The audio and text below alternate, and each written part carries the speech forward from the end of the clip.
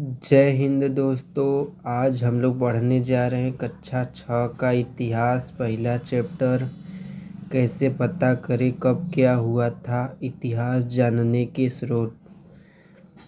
परिवार की पुरानी बातें हम दादा दादी नाना नानी की बातों से जानते हैं। समाचार पत्र पत्रिका टीवी और रेडियो से भी हमें जानकारी मिलती है। सोचो, अगर हमें आज से हजारों वर्ष पहले के लोगों के रहन सहन के बारे में जानना हो तो कैसे जानेंगे। हजारों वर्ष पहले के लोगों के बारे में जानना हो तो उनके बारे में जानने के लिए हम इतिहास का अध्ययन करते हैं। इतिहासकार अतीत से प्राप्त तथ्यों और साक्ष्यों के आधार पर बीते समय की जानकारी देते हैं। इतिहास बीते हुए समय और उस समय के लोगों को समझने और जानने का एक साधन है।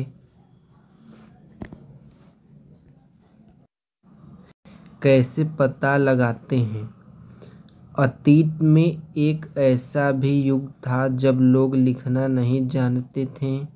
उन लोगों के जीवन के विषय में हमें जानकारी उनके द्वारा छोड़ी गई वस्तुओं जैसे मिट्टी के बर्तन, खिलौने, हथियारों तथा औजारों द्वारा मिलती है।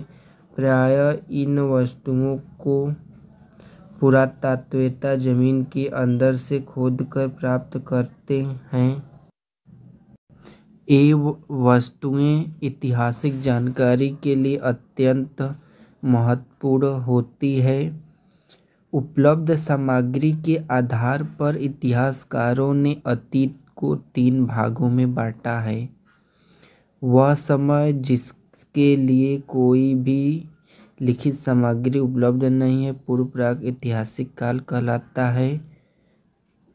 वह समय जिससे संबंधित लिखित साक्ष्य प्राप्त तो है किंतु उसे पढ़ा नहीं जा सकता है, उसे आद्य ऐतिहासिक काल कहते हैं।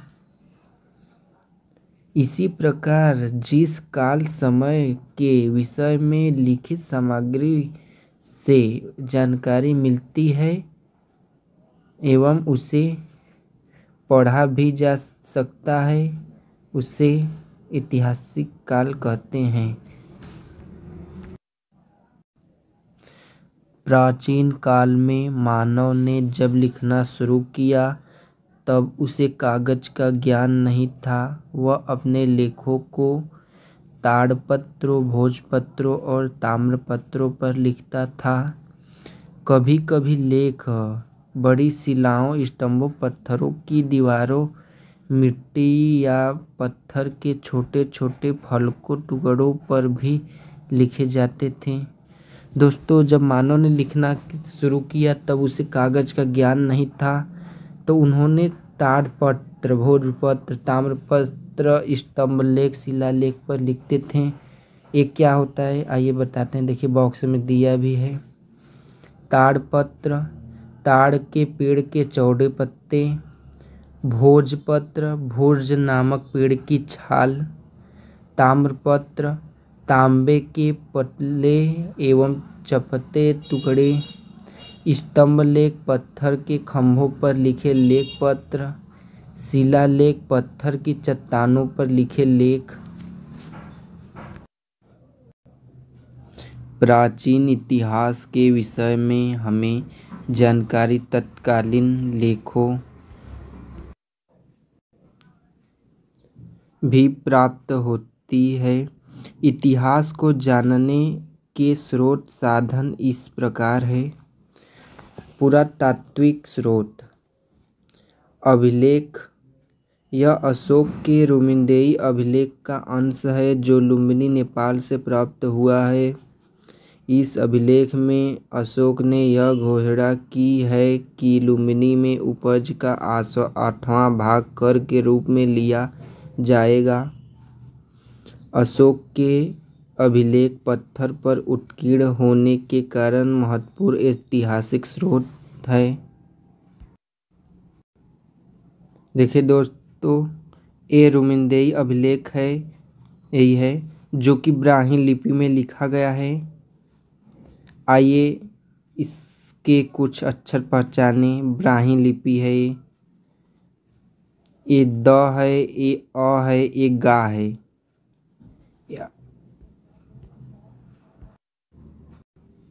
दोस्तों जिस लिपि में हम लोग लिखते हैं इसे देवनागरी लिपि कहते हैं। अभिलेखों से क्या क्या जाना जाता है, देखिए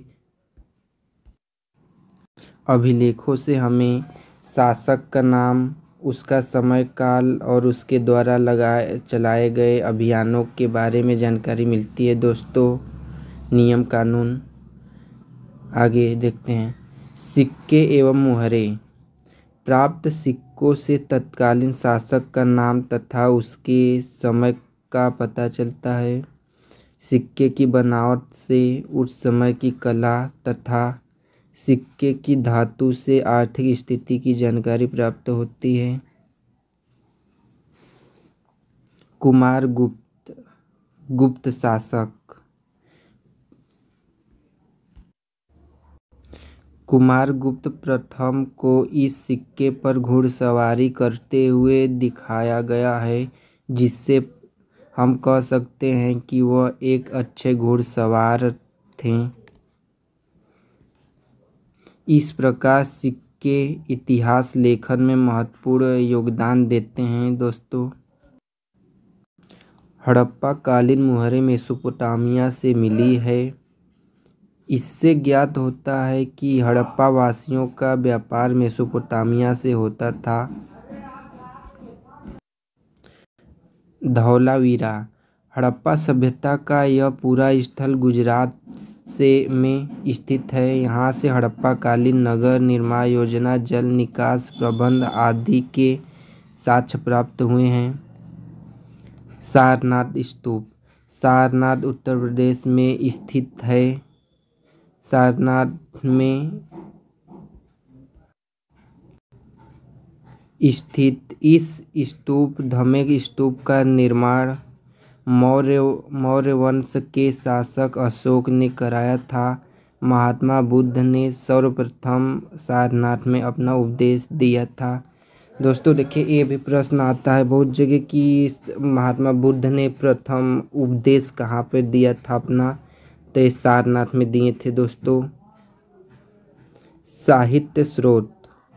साहित्यिक स्रोत ताड़पत्रों, भोजपत्रों, ताम्रपत्रों, चमड़े एवं लकड़ी के पत्तों पर लिखित लेखों से के साथ साथ कुछ साहित्यिक ग्रंथों से भी हमें लोगों के रहन सहन, विचारों, खान पान इत्यादि के बारे में जानकारी प्राप्त होती है, जैसे नीचे दिया गया है। पुस्तक का नाम, लेखक का नाम, काल का विवरण। देखिए धार्मिक साहित्य। वेद के लेखक का नाम नहीं मालूम है, किसी मतलब पता नहीं चल पाया है आज तक। वैदिक कालीन विवरण। रामायण के लेखक हैं वाल्मीकि जी। महाभारत के लेखक हैं वेद व्यास। महाकाव्यकालीन समाज का विवरण विषय में जानकारी देते हैं। जैन एवं बौद्ध धर्म। जैन बौद्ध साहित्य। इसका भी लेखक का नाम नहीं है। 6वीं शताब्दी ईसा पूर्व राजनीतिक, सामाजिक एवं धार्मिक स्थिति है। एक जातक कथा है। दोस्तों अब धर्मोत्तर साहित्य। अब धर्मोत्तर साहित्य में अर्थशास्त्र के लेखक है कौटिल्य चाणक्य, जो मौर्यकालीन समाज की राजनीतिक, सामाजिक, आर्थिक एवं धार्मिक स्थिति की जानकारी देते हैं, मिलता है अर्थशास्त्र पुस्तक में से। एवं अर्थव्यवस्था के बारे में भी कुछ दिया गया है अर्थशास्त्र पुस्तक में। राजतरंगिणी पुस्तक के लेखक हैं कल्हड़ जी, जो कश्मीर के 11वीं सदी के इतिहास का वर्णन है इसमें, इस पुस्तक में। दोस्तों, कुछ विदेशी यात्री आए जिनसे भी ऐतिहासिक जानकारी मिलती है, जैसे इंडिका पुस्तक के लेखक हैं मेगास्थनीज जी, जो चंद्रगुप्त मौर्य के दरबार में आए थे, जिसने कि मौर्यकालीन समाज की झलक लिखी है इंडिका पुस्तक में। और ये यूनान देश के थे, यूनानी राजदूत थे मेगास्थनीज जी। फिर उसके बाद यात्रा विवरण। फाहयान चीनी यात्री था जो गुप्त काल से संबंधित है, गुप्त काल में भारत में आया था। फिर उसके बाद है यात्रा विवरण में एक और है ह्वेंसांग, जो चीनी यात्री है, ये भी चीनी यात्री है, जो हर्षवर्धन के शासनकाल में आया था भारत में। हर्षवर्धन के शासनकाल का विवरण ये देता है। ह्वेंसांग के पुस्तक में हर्षवर्धन के शासनकाल का विवरण मिलता है दोस्तों। इस प्रकार पुरातात्विक एवं साहित्यिक दोनों स्रोतों से हमें इतिहास की जानकारी प्राप्त होती है। विदेशी यात्रियों के विवरणों से भी हमें तत्कालीन इतिहास की जानकारी मिलती है। प्राप्त स्रोतों की सहायता से ही इतिहासकार और पुरातात्विद अतीत का पुनर्निर्माण करते हैं। दोस्तों, इतिहास इन्हीं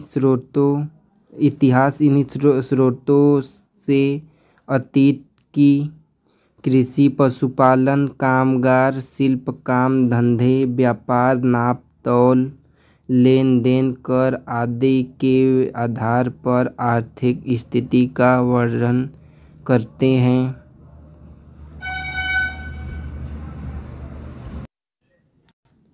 घर परिवार, स्त्रियों की स्थिति, शिक्षा, रहन सहन, खान पान, वेशभूषा, मनोरंजन, त्योहार, मेले आदि के आधार पर सामाजिक तथा राजा प्रजा, प्रशासन, सुरक्षा व सैन्य व्यवस्था के आधार पर राजनीतिक स्थिति की जानकारी प्रदान करते हैं। इसी प्रकार कला, आचार विचार, ज्ञान विज्ञान की मान्यताएं, धार्मिक विश्वास, देवी देवता, पूजा पाठ एवं परंपराओं के आधार पर धार्मिक एवं सांस्कृतिक स्थिति का वर्णन करते हैं। इतिहास हमें मानव की संस्कृति, उनके धर्म और उनकी सामाजिक व्यवस्था को जानने और समझने में सहायता करता है। दोस्तों, इतिहास का अध्ययन अतीत की घटनाओं से वर्तमान और भविष्य के लिए सबक लेना सिखाता है। इतिहास हमें यह भी सिखाता है कि हम उन बातों का अनुसरण कैसे करें जिनसे समरसता और शांति को बढ़ावा मिल सके। कौन पहले कौन बाद में आया। जब पुरातात्विद किसी स्थल की खुदाई करते हैं तो वे कैसे समझते हैं कि कौन से स्तर पहले के हैं और कौन से बाद के। इस चित्र को देखिए, ये जो चित्र है 1 2 3 4 बन है ना, इसको देखिए दोस्तों। इसी के आधार पे किसी भी पुरा स्थल में कई बस्तियों के अवशेष मिल सकते हैं। आमतौर पर लोग जहाँ रहते हैं घर टूटने पर दोबारा वहीं घर बना लेते हैं। टूटे फूटे सामान और कूड़ा करकट भी घरों के आसपास जमा होते रहते हैं। इन कारणों से बस्ती की जमीन धीरे धीरे ऊंची होती रहती है और सैकड़ों साल के बाद वहाँ एक टीला बन जाता है। इसलिए जब टीले की खुदाई की जाती है तो उसका सबसे निचला स्तर सबसे पुराना होता है और उसके बाद के स्तर बाद के युग के होते हैं।